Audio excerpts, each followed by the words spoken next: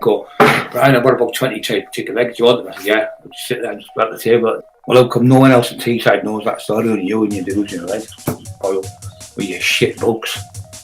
Brian, how are you? Yeah, I'm okay, mate. I'm starting to really put weight on now. You can see them beefing up and my hands are getting thicker and fatter and my cheeks are getting choppier.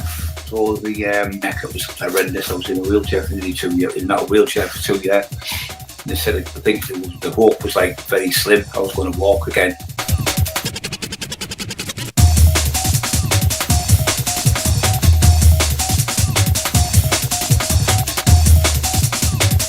I talked to Richard Kilty, he was Olympic champion, world champion, sprinter, he won the world. Kev Kilty's son lived just around the corner from me. I used to go and see him. And the day when he was a kid, he needed a pair of trainers and he couldn't get them. They were 140 quid, 150 quid, I think they were. And I bought me his first pair of spikes. It was size 4 they were. Anyway, he went there. He was doing it in Cleveland, Clareville, I think it's called. And we were in there training with Kevin. He said he's qualified to get it, but he can't go because he needs spikes. I went, I'll pay for them. I gave him 150 quid. I gave him another 50 quid for petrol and Kevin took him and he won 20 odd races in a row with them shoes.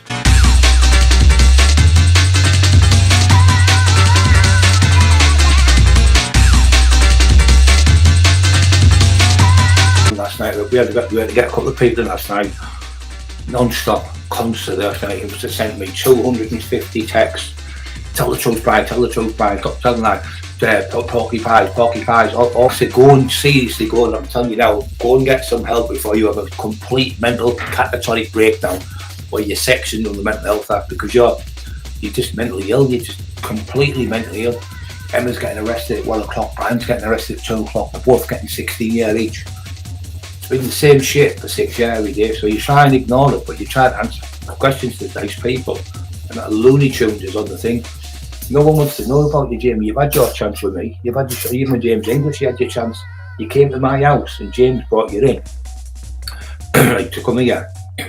And he said, tea? I went, that's Jamie what? He went, you joking me? Disrespectful bastard. He said, could I get in bed, man? I said, shut that door and that only one bit of the ear because they're like soundproof. The glass is dead thick. So he goes, okay, because he comes in, he said,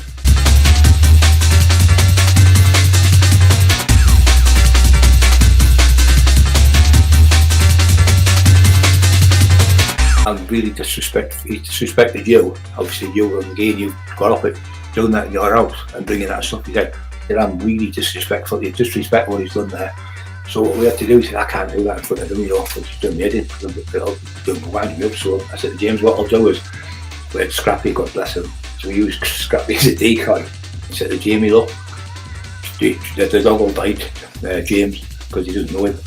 Could you look after the dog, Jamie? So I pulled Scrappy to go in there. Scrappy's going, bastard, put me in here with him. So I pulled Scrappy, the dog, had to go in the living room. Bobby was in there with him. And we did the podcast, 3 hours we did it. We were okay with James. Said, listen, I'm not being disrespectful, then, man, but he said, I'm getting my way straight away, I don't even want to talk to him. He said, I'm not going to talk to him. He said, really pissed me off. He said, doing that to you, and he said, I'm doing the same thing on the show. He said, I seen the show you did. And basically, you were doing brilliant on the mic, and he kept grabbing the mic off. He said, get rid of him. He said, get rid of him. He was the first person who told me to get rid of him. He said, get rid of him.